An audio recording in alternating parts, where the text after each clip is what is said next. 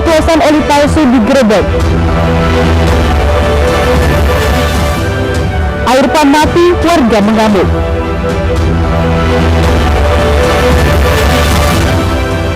Bupati nonaktif divonis 2 bulan penjara.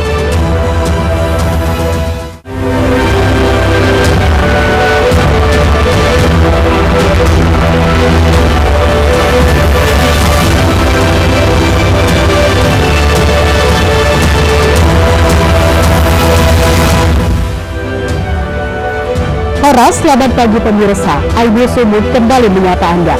Selain 3 informasi utama tadi kami hadirkan beragam informasi dari wilayah Sumatera Utara selama 30 menit. Bersama saya Maria Laura Puja, inilah informasi yang pertama.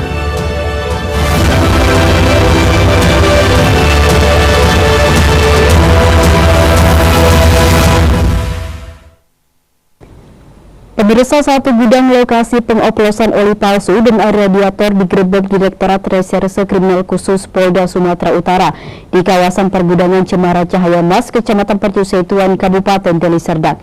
Dalam penggerebekan ini, polisi berhasil mengamankan 4 orang karyawan yang sedang melakukan aktivitas pengoplosan oli. Sementara pemilik gudang berhasil melarikan diri dan masih menjadi buronan polisi.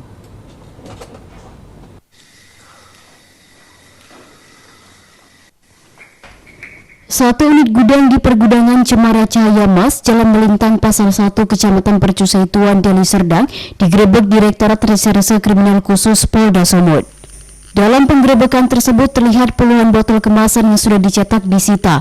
Selain itu, mesin pencetak dan mesin produksi untuk membuka oli oplosan dengan air radiator mobil. Pembuatan oli oplosan dibuat dalam kemasan 1 literan. Penggerebekan dilakukan pada tanggal 25 Agustus 2023 lalu. Penyidik Indaksi di Reskrimsus Polda Sumut berdasarkan penyelidikan dan informasi dari masyarakat melakukan penindakan terhadap gudang yang diduga dijadikan tempat mengemas, memproduksi oli, kemudian botol kemasan oli dan pengemasan air radiator tanpa izin. Saat ini gudang yang berlantai 2 ruko telah dipasang polis lain oleh pihak kepolisian Polda Sumut dan kini gudang tidak ada aktivitas di dalamnya. Dari penindakan yang dilakukan oleh pihaknya, berhasil diamankan sebanyak 4 orang pekerja, yaitu berinisial N, AP, SW, dan P, dan telah ditetapkan sebagai tersangka. Sementara berinisial T masih merupakan pemilik gudang, masih dalam pengejaran di Reskrimsus Polda Sumut. Berdasarkan hasil penyelidikan dan informasi dari masyarakat, melakukan penindakan terhadap gudang yang diduga dijadikan tempat untuk mengemas, memproduksi oli, kemudian botol kemasan oli dan pengemasan air radiator tanpa izin. Dari TKP yang dilakukan penindakan, penyidik mengamankan 4 orang sebagai teknisi. Di Reskrimsus Polda Sumut, Kombes Pol DRT Dijen S. Marbin mengatakan, diketahui oli ilegal itu telah beredar di wilayah Sumut dan saat ini belum diketahui sejak kapan gudang milik T tersebut boleh beroperasi, dan kini kepolisian Polda Sumut masih melakukan penyelidikan lebih lanjut. Dari Medan, Adi Palapa Harahap, iNews melaporkan.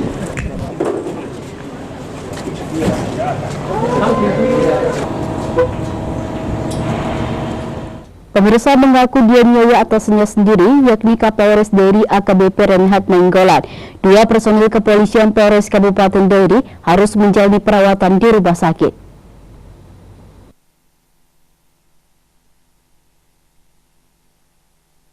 Dua personil Polres Dairi, yakni Aibda Hendrik Simatupang dan Bribka David Sitompul, harus menjalani perawatan di Rumah Sakit Umum Sidikalang setelah mengaku dianiaya atasannya sendiri, yakni Kapolres Dairi AKBP Renhat Nainggolan. Menurut korban penganiayaan Bribka David Sitompul, aksi penganiayaan dilakukan atasannya ini terjadi saat dirinya dan personil lainnya sedang bergotong royong membersihkan halaman Polres. Lalu korban dipanggil oleh Kapolres dan langsung dianiaya. Tak sampai di situ, Bribka David Sitompul mengaku penganiayaan dialami berlanjut hingga di ruangan propam saat dirinya mempertanyakan kenapa mereka dipukul. Bribka David Sitompul mengaku ditampar di bagian pipi dan ditinju pada bagian kepala. Akibat penganiayaan ini, kedua korban harus menjalani perawatan di rumah sakit. Tadi pagi ketika kami pembersihan dikumpulkan Kapolres Dairi, jadi tiba-tiba Kapolres memanggil personil bernama FDB Marbun mempertanyakan kenapa menjawab seperti itu. Baru kami ditampari semua, ditampari dengan tamparan yang jelas. Jadi pas giliran saya mau setelah ditampar, saya tanya apa salah kami komandan. Jadi Kapolres Pak Rerat Nenggolan tidak terima, langsung beliau mau menyerang saya, memukul. Saya diamankan ke kantor propos sama kasih propam. Jadi Kapolres pun masuk lagi ke ruangan, di situ rambut saya dijambak, kepala saya dipukul, dikening, sama pipi saya ditampar dua kiri dua kanan. Itu yang terjadi yang saya alami. Jadi saya kebetulan kan memiliki sakit NAF, itu syarat kejepit. Jadi saya drop saya, makanya saya dapat perawatan medis di UGD Rumah Sakit Sidikalang. Saat Kapolres Dairi hendak dimintai keterangan terkait kasus penganiayaan ini, Kabag Humas Ibtu Deni Saleh menyebut kalau Kapolres tidak di tempat dan sedang ada tugas ke Polda Sumatera Utara. AKBP Reinhard Nainggolan sendiri baru saja menjabat sebagai Kapolres Dairi pada 8 Juli 2023 lalu, setelah sebelumnya menjabat sebagai Kapolres Nia Selatan. Dari Kabupaten Dairi, Irwansyah Sitepu, iNews melaporkan.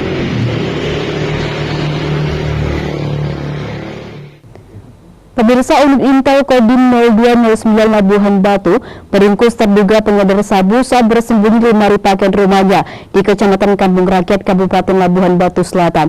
Penangkapan ini berawal dari informasi warga yang resah dengan maraknya peredaran narkoba. Pompa nggak ada ya? Bang. FR, pria berumur 40 tahun ini tidak berkutik usai diringkus personel unit Intel Kodim 0209 Labuhan Batu di salah satu bengkel yang berada di Dusun Podorukun, Desa Perkebunan Teluk Panci, Kecamatan Kampung Rakyat. Penangkapan terduga pengedar narkotika jenis sabu ini berawal dari informasi masyarakat yang resah atas maraknya peredaran barang haram ini. Personel Intel Kodim 0209 Labuhan Batu, Serma Amri Siregar, mengatakan terduga pengedar sabu tersebut berhasil ditangkap usai dilakukan pengintaian selama seminggu. Pelaku pun berhasil dibekuk saat bersembunyi di dalam lemari pakaian yang berada di dalam bengkel dan langsung diboyong ke Makodim Labuhan Batu. Dari tangan pelaku turut diamankan sebanyak 40 bungkus paket besar sabu siap edar seberat 43,61 gram, 22 bungkus paket kecil dengan berat 3,34 gram, 1 buah HP dan beberapa uang hasil penjualan sabu. Diamankan di sebuah bengkel tempat di Sermangkal. Jadi berbincang-bincang kurang lebih 11 Suwanto, tiba-tiba bengkelnya tutup. Di situ ini kecurigaan, kenapa tutup? Alasannya mau kenduri. Tapi karena tadi saudara penyidik itu nggak kemana-mana, pilih kami suruh buka lagi bengkelnya. Begitu dia nggak mau buka bengkel, sama kami ancam, berarti kau terlibat. Sudah buka bengkelnya. Dan saudara Suwanto masuk, memeriksa keadaan dalam bengkel. Rupanya saudara Freddy berondok di resbox pakaian, betul ya? Habis itu dia ada perlawanan, memang suruh keluar dari resbox. Terus ditanya, kau namanya ini dia? Ayo ikut, mana surat perintahnya? Itu bahasanya, dia melawan di situ, tapi melawan kata-kata bukan fisik. Kini pelaku beserta barang bukti telah diserahkan ke Polres Labuhan Batu Selatan guna diproses secara hukum. Dari Labuhan Batu Selatan, Randi Kurniawan, iNews melaporkan. Pemirsa, komplotan spesialis pencuri mobil ditangkap. Tetaplah bersama kami.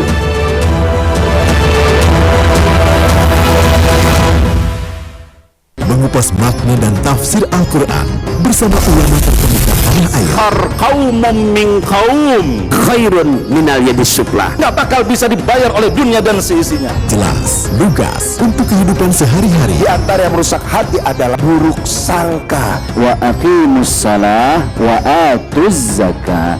itu pun sejajar dengan jihad fisabilillah. Cahaya Hati Indonesia, Sabtu dan Minggu pukul 12 siang di iNews.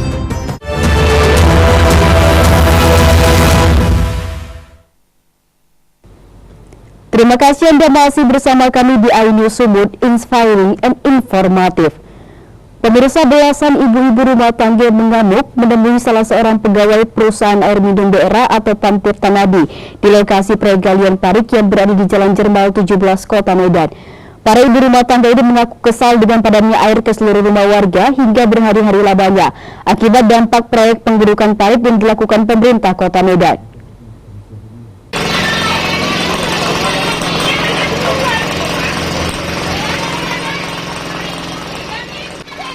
Belasan emak-emak di kawasan Jalan Jermal 17, Kelurahan Denai, Kecamatan Medan Denai, Kota Medan, mengamuk akibat air PAM Tirtanadi yang berhari-hari mati dikarenakan proyek pengerjaan drainase di kawasan itu.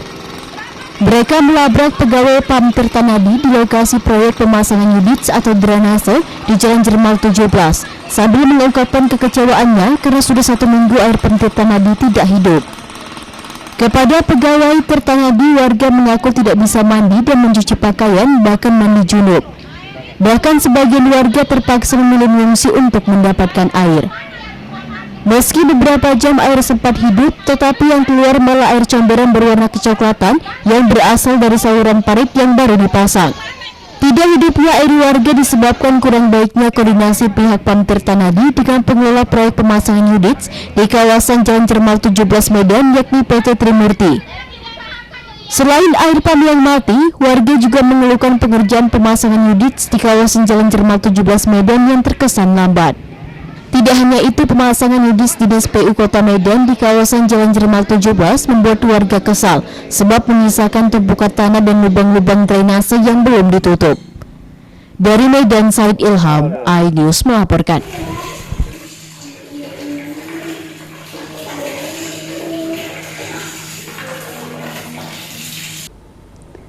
Pemirsa, Polres Tebing Tinggi, Sumatera Utara berhasil menangkap komplotan spesialis pencuri mobil yang kerap beraksi di kota Tebing Tinggi. 3 pelaku ditangkap di lokasi yang berbeda. Bahkan 1 diantaranya harus dihadiahi timah panas karena mencoba melawan saat akan ditangkap.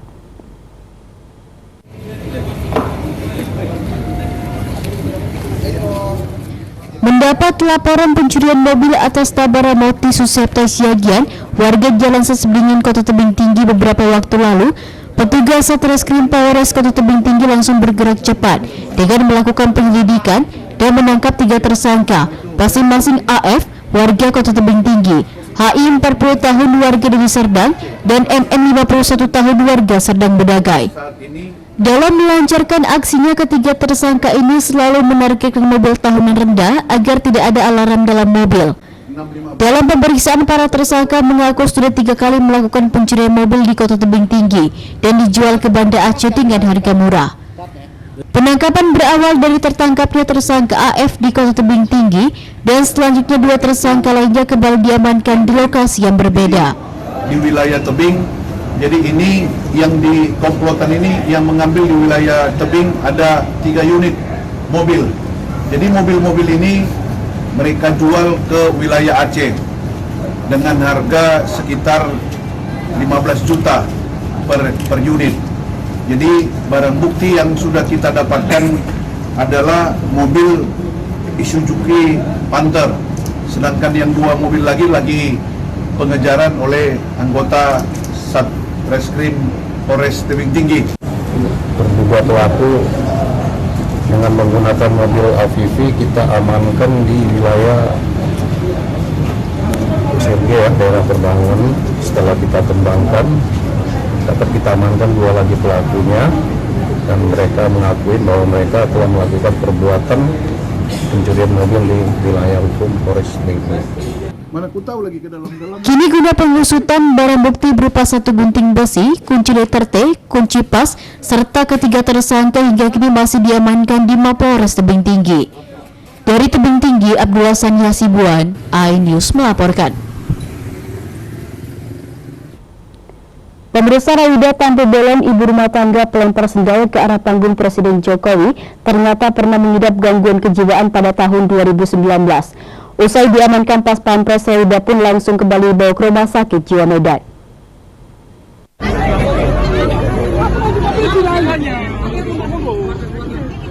Kegiatan Rembuk Kemerdekaan yang dilaksanakan oleh relawan Bobi Nasution yang dihadiri oleh Presiden Jokowi sempat mengalami insiden. Seorang lembak-lembak histeris dan hendak menerobos barikade pasukan pengamanan Presiden yang mengawal Presiden keluar dari lokasi acara. Namun dikarenakan gagal, Rauda pun melemparkan air dan sendal jepit kepada petugas pas Pampres dan sempat mengenai salah seorang petugas. Kabid Humas Polda Sumut Kombes Pol Hadi Wahyudi mengatakan, berdasarkan hasil penyelidikan, Rauda dinyatakan mengidap gangguan jiwa pada tahun 2019 silam. Bahkan Rauda pun pernah membuat laporan ke kepolisian di Polres Samosir pada tahun 2019 terkait akte kependudukan yang menyatakan dirinya telah meninggal dunia. Yang bersangkutan pernah membuat laporan polisi di Polres Samosir tahun 2019 terkait dengan data kependudukan atau catatan data kependudukan yang menyatakan bahwa yang bersangkutan itu sudah meninggal dunia. Itu dikeluarkan oleh Disduk Capil Kabupaten Samosir. Kemudian yang bersangkutan melaporkan ke Polres Samosir dan berproses di Polres Samosir, kita tangani, kemudian diberikan ruang mediasi oleh Polres Samosir dan kasusnya alhamdulillah sudah selesai, diselesaikan secara mediasi dan keluarga. Untuk yang kemarin Pak, orangnya sendiri buat diamankan atau gimana Pak? Jadi kalau yang terkait dengan kejadian kemarin itu diamankan oleh sejumlah petugas pengamanan dibantu oleh juga relawan dan masyarakat yang bersangkutan diajak keluar, kemudian diserahkan kepada pihak keluarganya. Informasi yang saya terima dibawa ke dinas sosial. Usai diamankan oleh petugas pas Pampres, Rauda pun kemudian diserahkan ke dinas sosial dan dibawa ke rumah sakit jiwa Profil Medan. Dari Deli Serdang, Ahmad Ridwan Nasution, iNews melaporkan.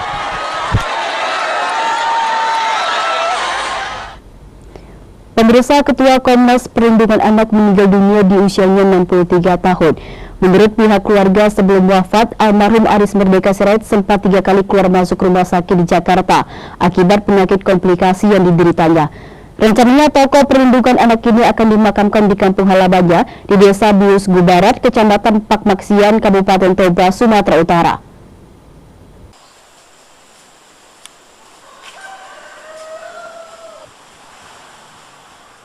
Begitulah kondisi rumah dan desa tempat kelahiran Ketua Komnas Perlindungan Anak Aris Merdeka Sirait di Desa Bius Gubarat, Kecamatan Pakmaksian, Kabupaten Toba, Sumatera Utara.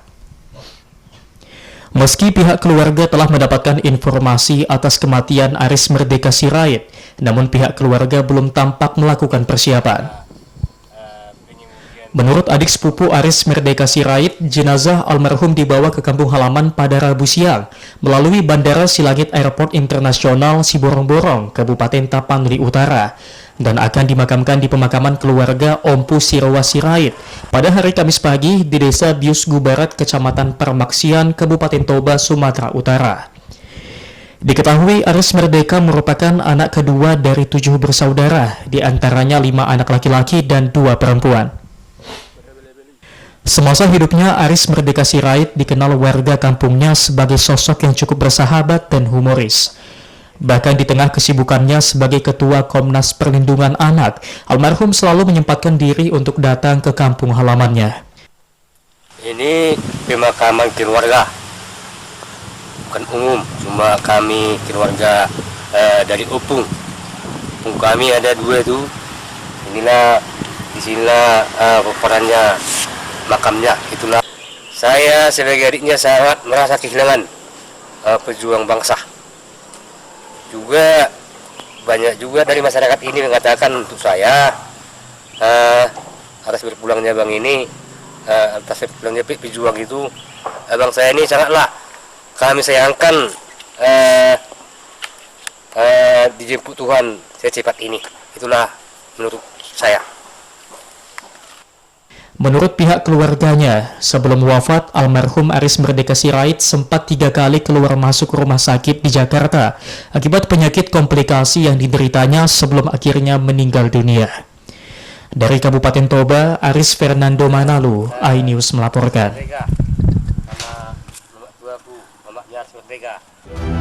Pemirsa, bandar narkoba dibekuk di kebun sawit. Tetaplah bersama kami.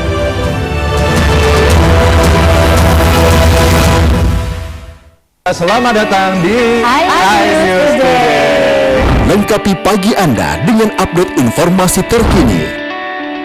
Apa penyebabnya? Apakah karena aspal ruas jalan ini ambles membentuk lubang? Boleh nggak sih dikasih senjata? Kira-kira boleh. Saya punya di bawah supervisor. Kita akan langsung bergabung bersama lagi saya Nur Rahmat. Sejumlah bahan pokok mulai mengalami kenaikan. iNews Today setiap Senin sampai Jumat pukul 10 pagi di iNews.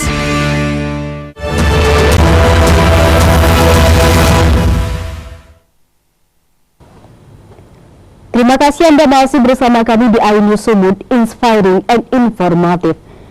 Pemirsa, Bupati Langkat dan aktif terbit rencana Praginangin divonis 2 bulan kurungan penjara, denda 50 juta rupiah, subsidiar 1 bulan penjara oleh Majelis Hakim Pengadilan Negeri Stabat terkait perkara kepemilikan satuan lindungi yang diamankan petugas beberapa waktu lalu di kediaman pribadinya.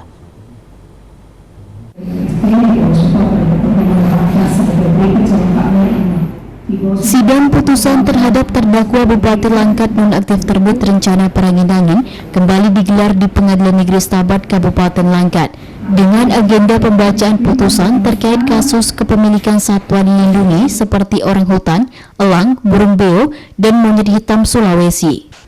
Sidang yang digelar secara virtual ini, Hakim Ketua Majelis Ledis Meriana Bakara dalam putusannya menyebutkan kalau terdakwa terbit rencana Praginangin terbukti secara sah dan meyakinkan melakukan kelalaian memiliki hewan dilindungi dalam keadaan hidup sebagaimana dakwaan alternatif jaksa penuntut umum dan menjatuhkan pidana penjara terhadap terdakwa selama 2 bulan dan diwajibkan membayar denda 50 juta, subsidiar 1 bulan penjara. Hakim juga menyebut kalau terdakwa terbit rencana Praginangin tidak perlu menjalani hukuman yang dijatuhkan hakim, kecuali di kemudian hari ada perintah lain dalam putusan hakim, karena terdakwa melakukan kejahatan sebelum masa percobaan berakhir selama 4 bulan.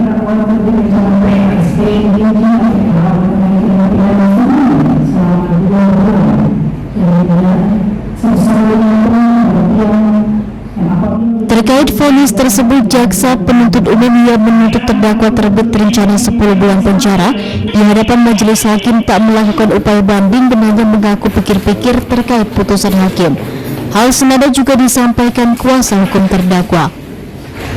Putusan sudah dibacakan dan putusannya itu kalau kami pikir walaupun belum mendapatkan keadilan secara pasti terhadap Pak Cahyo karena dari fakta-fakta persidangan itu tidak menemukan bahwasanya Pak Cahyo itu adalah memelihara satwa-satwa tersebut, namun putusan berbicara lain dan ya alhamdulillah ini kita mendapat sedikit keringanan ya terhadap putusan tersebut di mana kurungan 2 bulan kan begitu dari tuntutan jaksa itu 10 bulan kurungan. Nah, namun dalam hari ini juga kita akan berpikir-pikir dalam perkara ini apakah memang melakukan hukum itu hukum biasa yaitu banding dan sebagainya. Jaksa juga demikian kan, artinya kita menunggu putusan atau salinan daripada putusan tadi.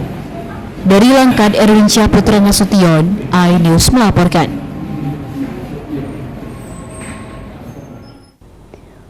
Pemirsa, setelah lama masuk dalam target pencarian polisi, seorang badan narkoba berhasil dibekuk petugas saat baru saja mengambil barang bukti narkoba yang sengaja disimpannya di area perkebunan sawit milik PT PN3, tepatnya di Desa Seserimat, Kecamatan Tebing Tinggi, Kota Tebing Tinggi.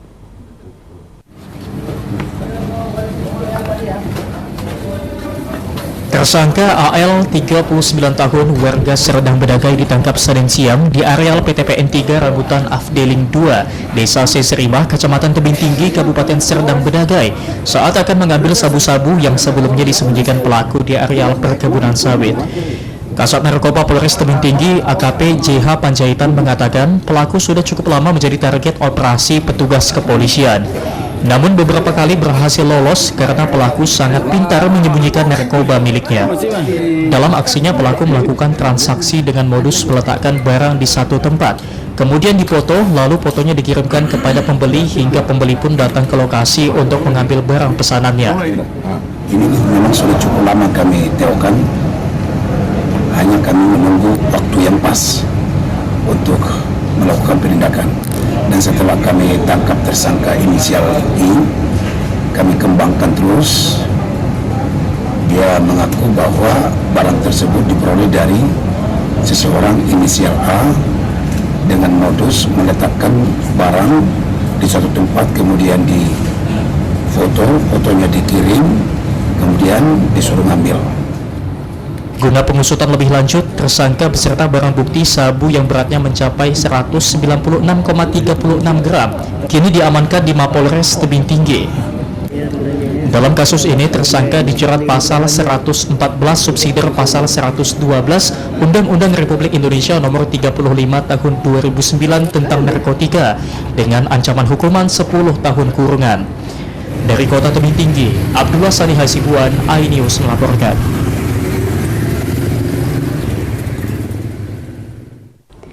Pemirsa, puluhan tahun tidak kunjung mendapat perhatian dari pemerintah daerah setempat.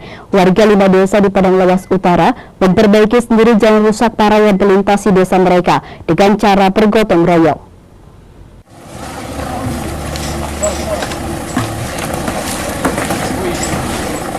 Seperti inilah kondisi jalan menuju 5 desa, yaitu Simanapang, Desa Simaningkir, Desa Padang Garugur, Desa Batu Mamak, dan Desa Batu Pulut di Kecamatan Batang Onang, Kabupaten Padang Lawas Utara, Sumatera Utara terlihat rusak parah. Menurut warga, jalan rusak parah sepanjang 4 km ini sudah puluhan tahun tidak mendapat perhatian khusus dari pemerintah Kabupaten Padang Lawas Utara. Badan jalan yang semula beraspal kini kondisinya terkelupas dan dipenuhi batu kerikil lepas. Kondisi jalan rusak ini juga kerap memicu terjadinya kecelakaan, khususnya bagi anak-anak yang menggunakan sepeda motor. Karena aspirasi mereka tidak kunjung mendapat perhatian Bupati Kabupaten Padang Lawas Utara, warga pun melakukan gotong royong dengan dana swadaya dan memperbaiki sendiri jalan rusak ini demi keselamatan sesama warga. Udah kali bang? Iya bang, udah banyak penghuninya berbahaya. Udah banyak ya bang? Iya udah banyak bang. Anak-anak sekolah juga ada bang? Ada bang. Jadi ini ada berapa kakak rupanya bang di dalam ini? Kurang lebih 1000 kakak bang. Udah berapa tahun ini jalan rusak ini bang? Udah puluhan tahun bang. Udah puluhan tahun? Iya bang. Sampai sekarang belum ada perbaikan ya bang? Belum ada bang. Ini udah berapa lama ini jalan ini rusak ini bang? Sudah puluhan tahun lah. Udah puluhan tahun sampai sekarang belum ada perbaikan. Jadi ini swadaya masyarakat ini bang? Swadaya. Dananya? Iya sudah ya. Swadaya masyarakat ya. Warga berharap pemerintah provinsi ataupun pemerintah pusat turun langsung melakukan perbaikan jalan bila pemerintah daerah tidak mau tahu dengan aspirasi warganya. Dari Padang Lawas Utara, Abdul Rahman, iNews melaporkan.